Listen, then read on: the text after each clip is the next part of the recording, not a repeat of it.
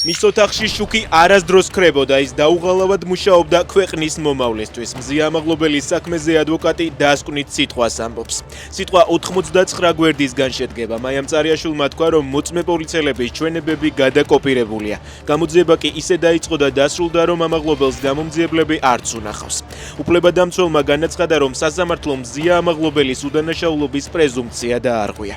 მოთხოვნის მიუხედავად ჟურნალისტს 5 თვის განმავლობაში არ მიეცა საშუალება ჯდარიყო ადვოკატების გვერდით და სრულყოფილად მიიღო მონაწილეობა მტკიცებულებების გამოკვლევის პროცესში.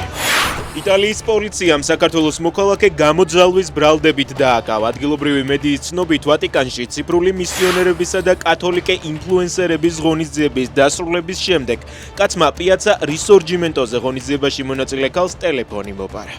საბერძნეთში პლაჟზე ნაპოვნი გარდაცვლილი 4 წლის გოგონას დედა დააკავეს. პოლიციამ ქალი მომხდარიდან თითქმის 1 კვირის შემდეგ დააპატიმრა.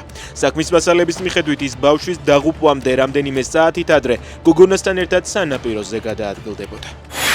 რუსული ნავთობის გადამზიდავი 4 ტანკერი სანქციების გამო ინდოეთის დასავლეთ სანაპიროსთანაა გაჩერებული. ბლუმბერგი წერს, რომ ეს ამერიკის შეერთებული შტატებისა და ევროკავშირის მხრიდან მზარდ ზეწოლას უკავშირდება, რომლებიც მოითხოვენ, რომ ნიუ-დელიმ ნედლეულის რუსეთიდან შეძენა შეწყვიტოს.